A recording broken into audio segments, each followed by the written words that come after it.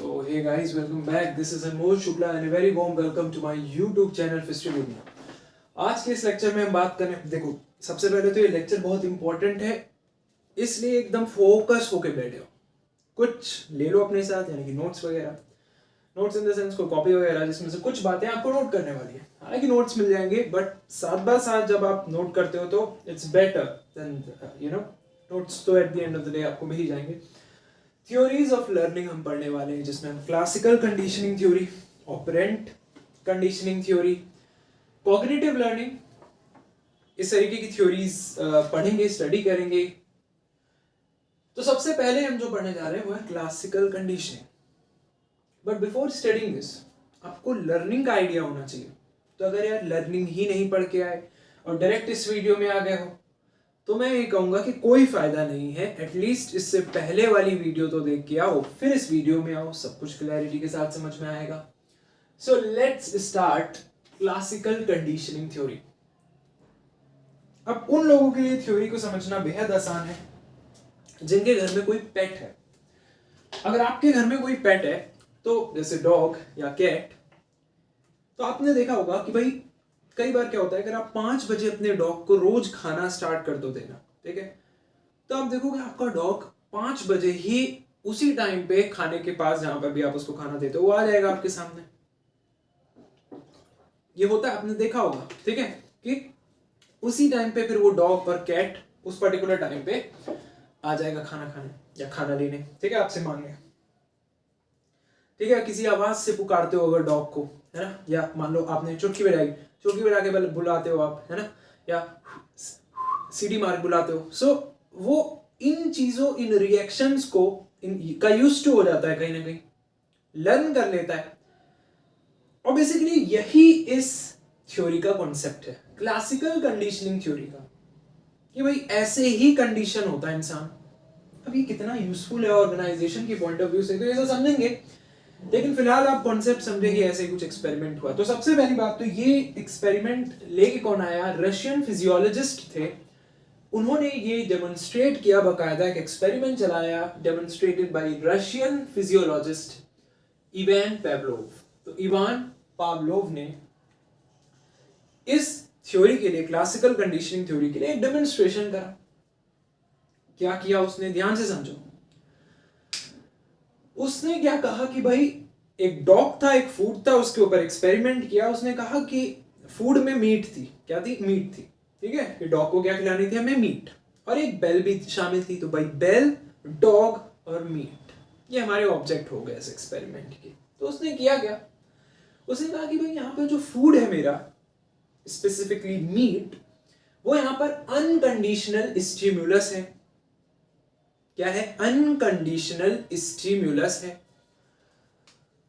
और उस फूड की वजह से होने वाला जो सेलिवेशन है, सेलिवेशन का क्या मतलब होता है कि भाई सलाइवा सिक्रीट कर जाना आपके द्वारा, ठीक है, जैसे बोलो मुंह में पानी आ जाना, है ना, सलाइवा जो होता है आपके माउथ में, तो सेलिवेशन, जिसकी वजह से, उस फूड की वजह से जो सेलिवेशन होता है उस पर्टिकुलर डॉग में, वो उसके लिए अनकंडीशनल उसका रिस्पॉन्स है। तो उस डॉग का रिस्पॉन्स कि वो सलाइवा सिक्रीट करता है, वो सेलिवेशन करता है, वो उसके लिए अनकंडीशनल रिस्पॉन्स है। और भाई फूड जो है ये एक अनकंडीशनल स्टिम्युलस है। क्या है, अनकंडीशनल स्टिम्युलस है। अब वो एक्सपेरिमेंट क्या है समझो। पावलोव ने, बड़े ध्यान से समझना, थ्योरेटिकल चीज है एकदम। पावलोव सब्सिक्वेंटली इंट्रोड्यूस्ड, अब पहली 2 लाइन मैंने आपको बता दी कि भाई रशियन फिजियोलॉजिस्ट इवान पावलोव ने डेमोन्स्ट्रेट किया, और दूसरा कि he turned the food as an unconditional stimulus and the salivation is the unconditional response। Clear है।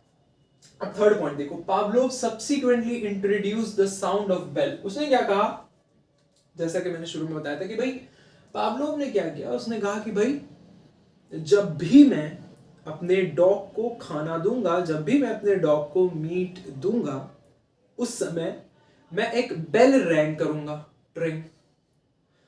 So Pavlov subsequently introduced the sound of a bell each time the meat was given to the dog. So each time जब भी वो dog को क्या देता, meet देता, he introduced the sound of a bell each time.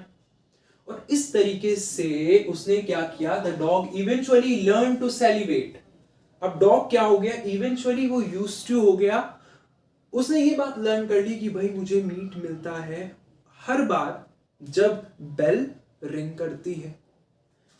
ये experiment में उसका करने का मकसद था, अब कुछ बताने का मकसद था। So the dog eventually learn to celebrate in response to the bell even when there was no meat. और फिर उसने आगे ये देखा कि भाई जब मैंने ये किया, कई बार किया कि भाई मैं मीट उसको तभी दे, जिस समय उसको मीट देता, जिस समय उसको मैं फूड देता, उस समय मैं बेल रिंग करता। और इवेंचुअली मैंने देखा कि भाई जब मैं मीट नहीं भी दे रहा था लेकिन मैं बेल बजा रहा था तो वो डॉग वहां पर आ रहा था, और डॉग ने इवेंचुअली अपना सलाइवा सिक्रीट किया। उस टाइम भी उसने सेलिब्रेशन किया अपना, यानी कि अपनी अनकंडीशनल रिस्पॉन्स दी सेलिब्रेशन की। सो द डॉग इवेंचुअली लर्नड, तो ये उसने लर्न कर लिया, वो बेसिकली कंडीशनड हो गया टू डू दैट कि एवरी टाइम द बेल रंग, इसका मतलब कि खाना आया है, मीट आया है, even when there was no meat at that time. So the dog eventually learned to celebrate, वो सीख गया कि भाई उसे सेलिब्रेट करना है। किसके रिस्पॉन्स में, in response to the bell, क्योंकि इवन कि भाई बेल रिंग हुई है, मीट तो नहीं है, but he just learned to celebrate in response to the bell. So he eventually learned that even when there was no meat, he learned to celebrate because bell was ringing at that time. So ये classical conditioning theory में उसने experiment किया कहीं ना कहीं। So eventually हुआ क्या कि पेवलोव ने क्या कर दिया, he had conditioned the dog to respond to a certain stimulus, कि उसे रिस्पॉन्ड करना है टू अ सर्टेन स्टिमुलस। तो यही है क्लासिकल कंडीशनिंग थ्योरी की, इस तरीके से कंडीशन होकर उसने कुछ लर्निंग ली, but honestly that has a little impact on organisational behaviour, little or no impact I would से।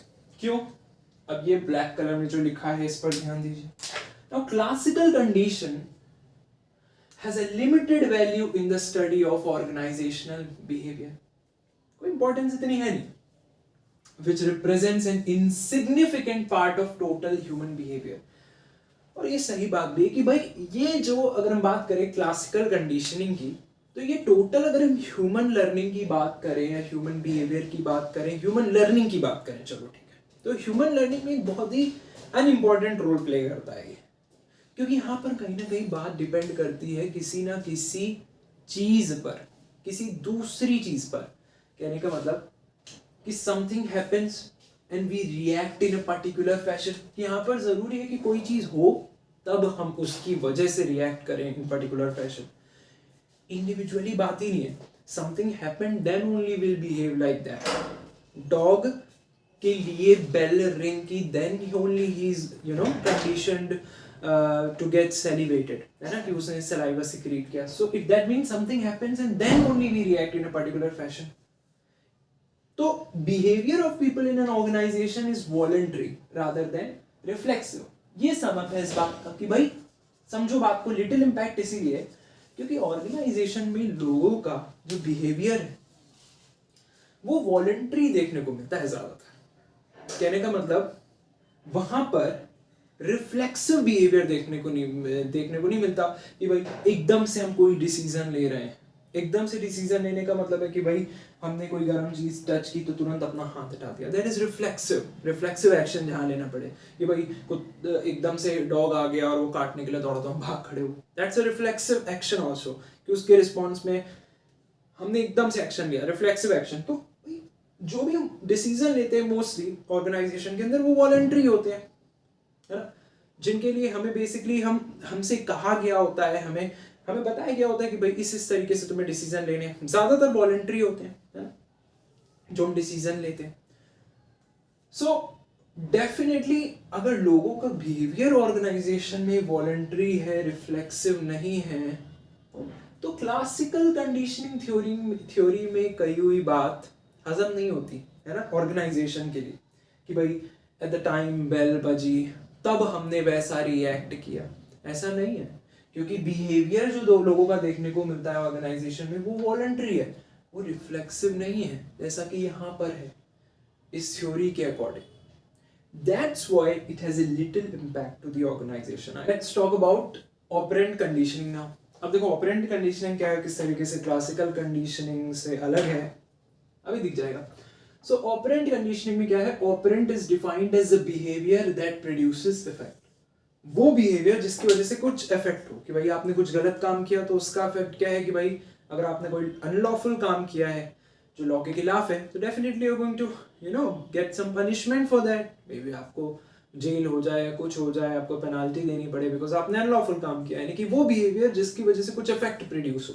That is what operant means. Operant का मतलब यही होता है, ठीक है. Now operant behaviour is voluntary behaviour and it is determined, maintained and controlled by its consequences. तो पूरी तरीके से, क्योंकि तुम कुछ करोगे उसकी वजह से कुछ प्रभाव पड़ने वाला है, कुछ इफेक्ट देखने को मिलने वाले हैं. तो ऑपरेंट बिहेवियर एक तरीके का एक वॉलंटरी बिहेवियर है, यानी कि it all depends upon you कि तुम क्या कर रहे हो, और ये कहीं ना कहीं डिटरमाइन, मेंटेन्ड और कंट्रोल्ड होता है उसके कॉन्सिक्वेंसेस की वजह से, कि भाई किसी काम का अगर रिवॉर्ड मिलने वाला है आपको, तो आप वो काम मन से करोगे, मोटिवेशन के साथ करोगे. वही अगर आपको पता है कि वो गलत काम है जिसकी वजह से आपको पनिशमेंट हो सकती है, तो आप वो काम डर के करोगे या नहीं करोगे, अवॉइड करोगे. So it all depends upon the like what are the consequences of that particular thing. So it's a behavior, it's a voluntary behavior, and it is determined, maintained and controlled by its consequences. कि भाई consequence पर depend करता है कि वो behavior कैसा होगा. ये voluntary behavior है which is determined, maintained and controlled by its consequences. तो भाई operant conditioning, classical conditioning theory का तो कहीं ना कहीं बहुत लिटिल रोल था to the organisation, but this one it's a powerful tool for managing people in organisation. यही तुम चाहते हैं कि हम लोगों को अच्छी तरीके से मैनेज कर पाएंगे ऑर्गेनाइजेशन, और ये बहुत पावरफुल टूल है बिकॉज इट हेल्प्स. हम कॉन्सिक्वेंसेस बता देते हैं, आपको इंसेंटिव मिलेगा अगर आप एक्स्ट्रा काम करोगे, so you can manage people accordingly.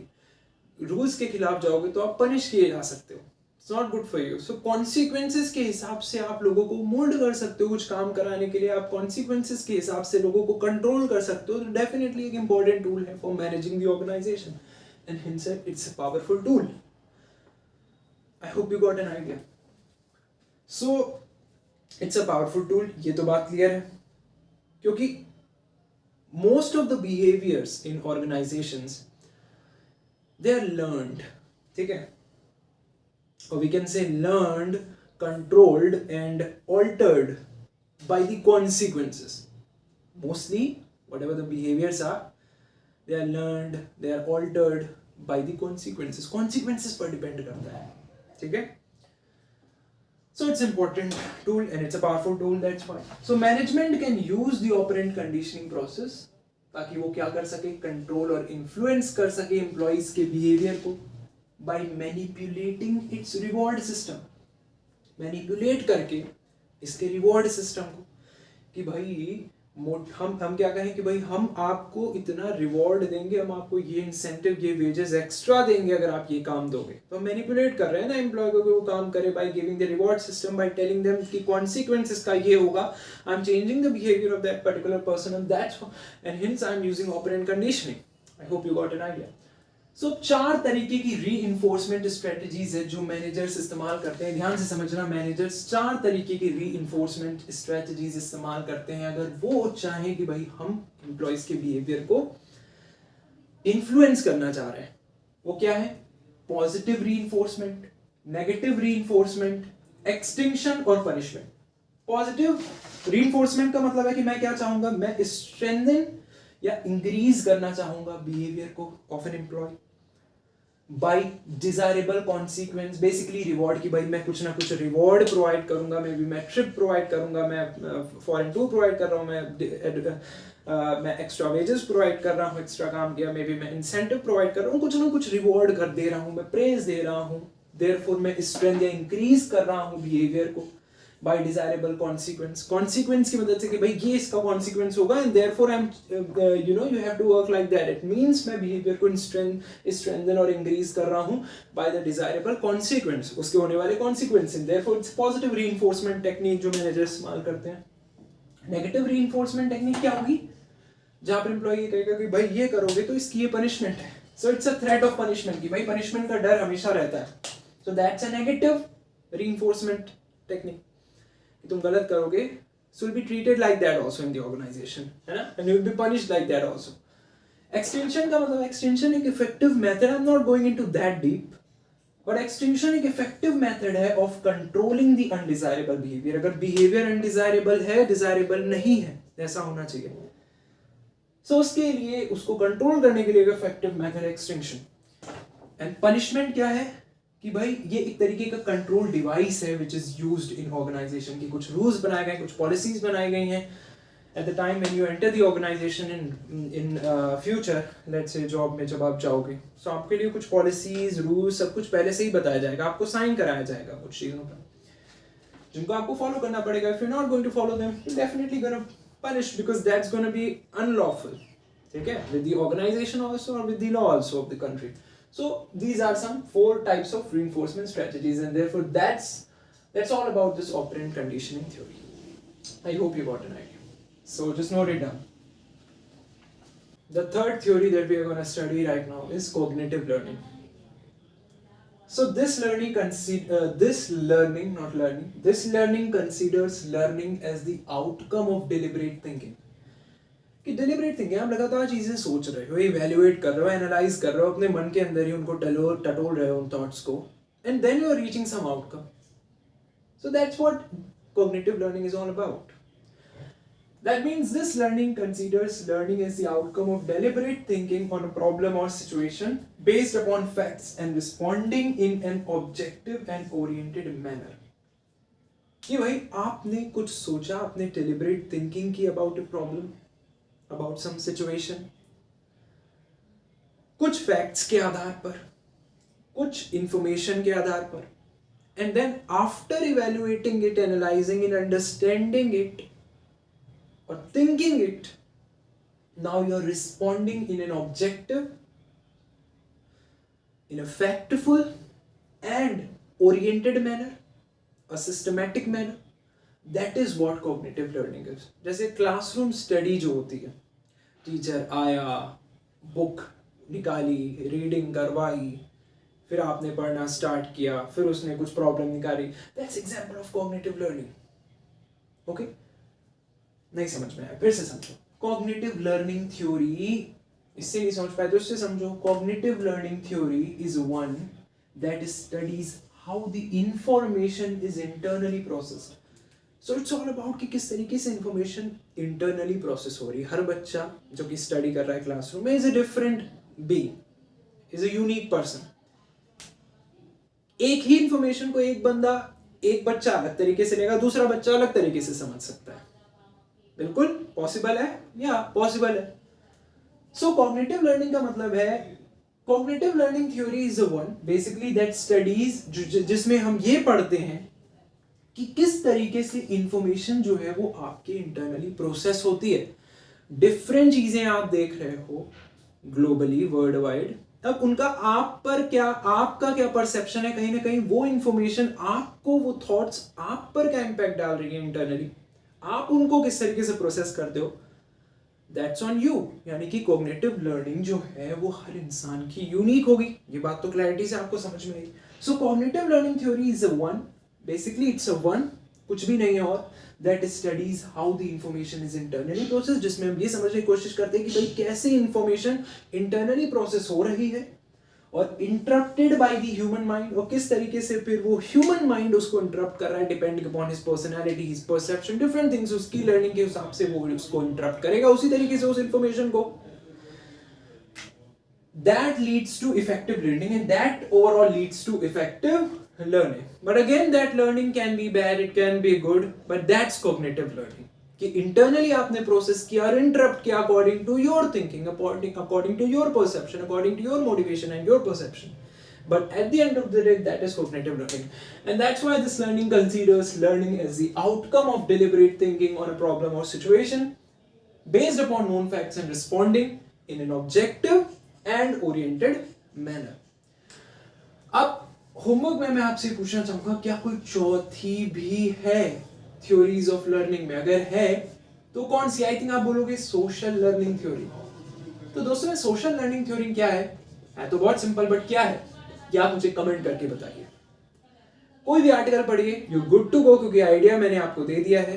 Clarity के साथ अगर चीजें आपको कहीं वेग नजर आ रही हैं तो आप मुझसे मेल करके पूछ सकते हैं। मैं as soon as possible ASAP आपको कोशिश करूंगा उस बात का रिप्लाई करने का, जो क्वेश्चन आपने पूछा है उसका आंसर देने का। ट्रस्ट मी ऑन दैट, मैं बहुत जल्द से जल्द रिप्लाई करता हूँ। आपकी फीडबैक या आपके कमेंट्स चाहिए बस। तो thank you so much, not so much. Keep motivating me, keep supporting me.